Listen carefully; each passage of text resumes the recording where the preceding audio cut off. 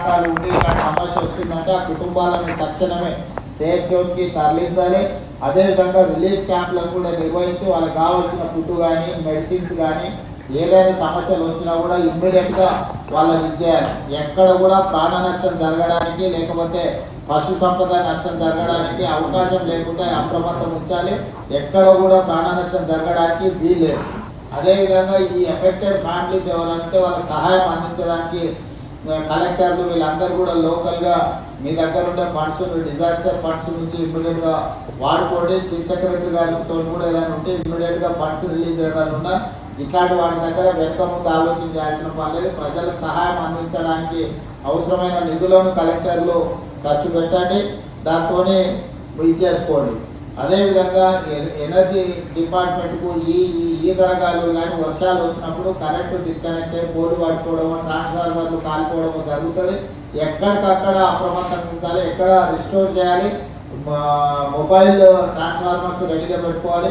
ఎక్కడికక్కడ పవర్ ఏదైనా అవసరమైతే ఇచ్చేయండి. పవర్ రిస్టోర్ చేయలేకపోతే అవసరమైతే జనరేటర్స్తోనైనా కూడా మీరు వాళ్ళని అప్రమత్తం చేసి చేసుకోవాల్సిన అవసరం ఉంటుంది. ఎక్కడైనా విద్యుత్ కానీ లేకపోతే తాగునీటి కానీ డ్రైనేజ్ వ్యవస్థ కానీ వీటన్నిటిని మీరు అప్రమత్తం చేసుకోవాలి, నిరంతరం పర్యవేక్షిస్తుండాలి.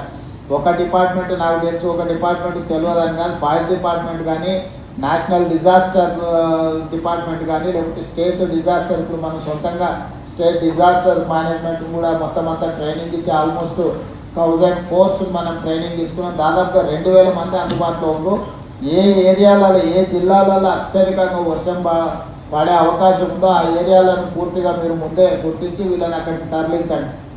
ఒకవేళ ఎక్కడైనా అత్యవసర పరిస్థితులు ఏదంటే ఎయిర్ లిఫ్ట్ చేయడానికి అవసరమైన హెలికాప్టర్లు కానీ వీటిని కానీ ఆర్మీ నుంచి కానీ ఏదైనా చేసుకునేది ఉంటే కూడా మీరు ముందే కోఆర్డినేషన్ చేసి పెట్టుకోవాలి. డిజాస్టర్ నుంచి అరవింద్ కుమార్ గారు అదేవిధంగా చీఫ్ సెక్రటరీ గారు గవర్నమెంట్ ఆఫ్ ఇండియాతో కూడా ప్రాపర్గా పెట్టుకోవాలి. లాస్ట్ టైం మనకు ఊహించని విధంగా ఖమ్మం జిల్లాలో 2 గంటలలో 42 సెంటీమీటర్ల వర్షం పడ్డది. దాదాపుగా దాంతో పూర్తిగా అతలాకుతలం అయిపోయింది ఖమ్మం. దాంట్లో కొత్త కలెక్టర్లు వీళ్ళందరూ కూడా పూర్తి స్థాయిలో అక్కడ సహాయాన్ని అందించకపోవడం వల్ల కొంత నష్టం జరిగింది. ఈసారి అట్లాంటి తప్పిదాలు జరగడానికి వీల్లేదు. అందరు కలెక్టర్లను అలర్ట్ చేస్తున్నా. చీఫ్ సెక్రటరీ గారు కూడా నేను ఆదేశాలు ఇస్తున్నా.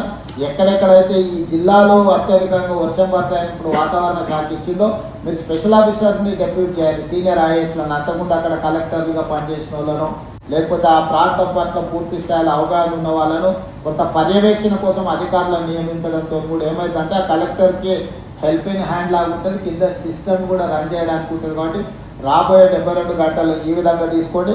అదేవిధంగా అన్ని శాఖలకు సంబంధించిన ఉద్యోగుల సెలవులను అన్నిటిని కూడా రద్దు చేయండి. అందరూ డ్యూటీలో చేరాల్సిందే. అదేవిధంగా మీరు హెల్ప్ లైన్ ఒక ఇది చేయండి. హైదరాబాద్ నుంచి గ్రేటర్ హైదరాబాద్ ఈ ప్రాంతానికి హైదరాబాద్ కానీ రూరల్ కానీ ఒక మీరు హెల్ప్ లైన్ అత్యవసరంగా హెల్ప్ లైన్ కూడా ఒకటి అనౌన్స్ చేసి ప్రజలకు అందుబాటులో పెట్టండి. ఎమర్జెన్సీ కాల్స్ ఏమైనా ఉంటే తీసుకోవడానికి అవసరమైన చర్యలు తీసుకోవడానికి ఇది చేసుకోవాలి. మెడికల్ అండ్ హెల్త్ డిపార్ట్మెంట్ కూడా మీరు మెడిసిన్స్ కానీ ట్రీట్మెంట్ కానీ ఎమర్జెన్సీలో ఎవరికైనా ఏమన్నా అయితే అత్యవసరంగా వాళ్ళకి ట్రీట్ చేయడానికి కూడా డాక్టర్లను అందరికీ కూడా మీరు అప్రమత్తం చేసి పెట్టుకోవాలి. ఎక్కడైనా ఏదైనా యాక్సిడెంట్ కానీ ఇన్సిడెంట్ కానీ లేకపోతే ఏదైనా పరిస్థితుల్లో ఎమర్జెన్సీ ఎవరికైనా వైద్యం అందించాల్సి వచ్చినా మెడిసిన్స్ చేయాల్సి వచ్చినా ఏది చేయాల్సి వచ్చినా మెడికల్ అండ్ హెల్త్ డిపార్ట్మెంట్ కూడా కంప్లీట్గా అప్రమత్తంగా ఉండాలి. కావాల్సిన అన్ని వసతులను మీరు ఏర్పాటు చేసుకోండి. అదేవిధంగా చివరగా గ్రేటర్ హైదరాబాద్ అంటే రాచకొండ కావచ్చు, సైబరాబాద్ కావచ్చు, హైదరాబాద్ మేజర్ ఇక్కడనే వర్షాలు నీళ్ళంతా రోడ్ల మీదకి రావడం, దాంతో లోతట్టు ప్రాంతాలు కాలనీలు మునగడం, మనం మూసి పరివాహక ప్రాంతంలో కూడా ప్రమాదాలు జరగడం, గతంలో నాగోళ్ళు ఎల్పీ నగర్ ప్రాంతంలో మనుషులు కొట్టుకుపోయిన సంఘటనలు ఉన్నాయి. కాబట్టి పోలీస్ కమిషనర్లు కూడా అక్కడ జనాలను పోకుండా ఎక్కడైతే ప్రమాద స్థాయికి నీళ్లు చేరుకుంటూ అక్కడ ట్రాఫిక్ను ప్రజల్ని పోనీయకుండా ఆపడానికి పోలీస్ ఫోర్సెస్ కూడా పెట్టాలి. సిటీ ట్రాఫిక్ను చేయడానికి ఫిజికల్ పోలీసింగ్ కూడా అవసరం. ఉన్నతాధికారులు కూడా ఫీల్డ్ మీద ఉండాలి. ఉన్నతాధికారులు పర్యవేక్షిస్తున్నారంటే మిగతా వాళ్ళందరూ కూడా వస్తారు. కాబట్టి రెగ్యులర్ పోలీసింగ్ కూడా ఈ దీంట్లో భాగస్వామ్యం తీసుకోవాలి. Not only traffic police, normal టైంలో traffic police will take care of traffic regularisation.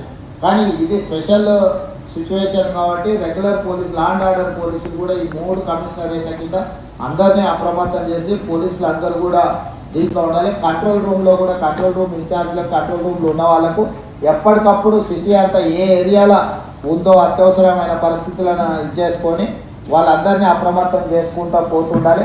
అదేవిధంగా హైడ్రా నుంచి మీరు ఈ ఎఫ్ఎం రేడియోలకు వీటికి కూడా అలర్ట్స్ ప్రకటించండి.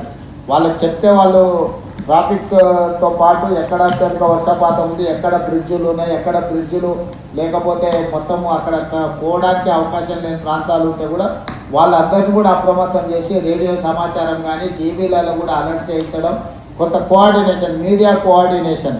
అదేవిధంగా ప్రజల్ని భయపెట్టే వార్తలు కూడా ఎవరైనా ఇస్తే ఐఎన్పిఆర్ కమిషనర్ గారు కూడా నేను సూచన చేస్తున్నా, మీరు ఒక టీంను పెట్టుకొని ఎవరైనా ఒక భయానక వాతావరణం సృష్టించడానికి తప్పుడు వార్తలు ఎవరైనా ప్రసారం చేస్తే ఇమ్మీడియట్గా ఆ ఛానల్స్ని కానీ వాళ్ళని కానీ మీరు ఇమ్మీడియట్గా అప్రమత్తం చేసి వాళ్ళకి సమాచారం అందించండి.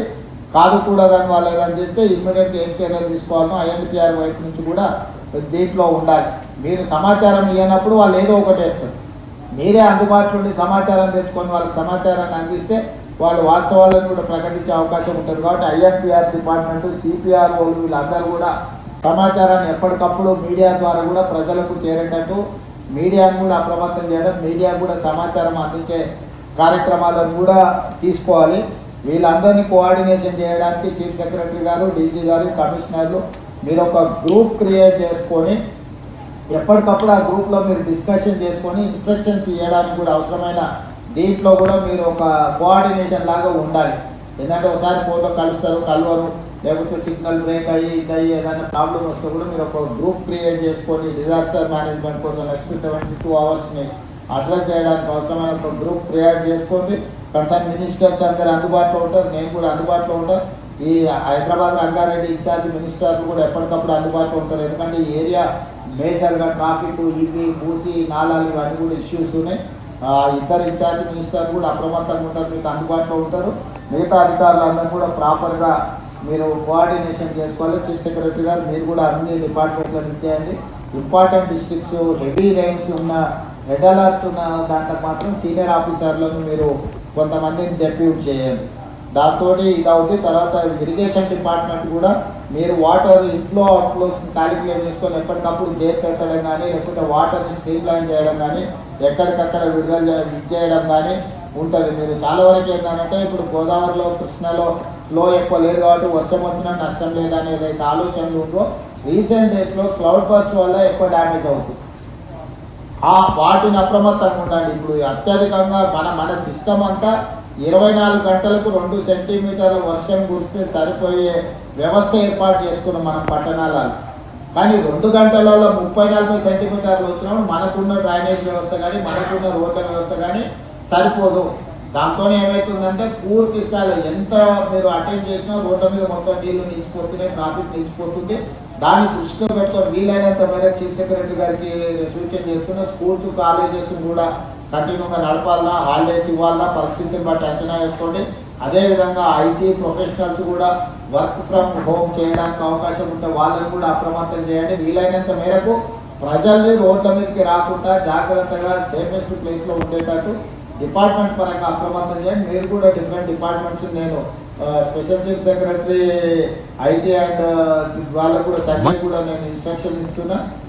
శ్రీధర్ బాబు గారితో కోఆర్డినేట్ చేసుకొని ఐటీ కంపెనీలు కూడా వీలైతే నెక్స్ట్ 2-3 రోజులు వర్క్ ఫ్రమ్ హోమ్ చేసుకోవడానికి అవకాశం ఉంటే దాన్ని కూడా ఎగ్జామిన్ చేయమని వాళ్ళకి చెప్పండి, వాళ్ళని అలర్ట్ చేయండి. సైబరాబాద్ కమిషనర్ కూడా ఆ ఏరియాలో ఐటీ కంపెనీలు టచ్లు ఉంటాయి కాబట్టి వీలైతే సైబరాబాద్ కమిషనర్ గారు కూడా వాళ్ళతో కోఆర్డినేషన్ చేసుకొని వీలైనంత మేరకు వర్క్ ఫ్రమ్ హోమ్ అయ్యేటట్టు చూడండి. దాంతో ఏంటంటే రోడ్ల మీదకి కొంత ట్రాఫిక్ తక్కువ ఉంటే హ్యాండిల్ చేయడం ఈజీ అవుతుంది. స్కూల్స్ అండ్ కాలేజెస్ కూడా పరిస్థితి బాగాలేకపోతే అవసరమైతే సెలవులు ప్రకటించైనా 2 రోజులు వాటిని స్ట్రీమ్ లైన్ చేసుకోవడానికి అవసరమైన వాటిని కూడా మీరు చర్యలు తీసుకొని ఇచ్చేయండి. దీని ప్రకారం ఏ చిన్న ప్రాణ నష్టం, ఆస్తి నష్టం, పశు సంపద నష్టం ఎలాంటివి జరగడానికి వీల్లేదు.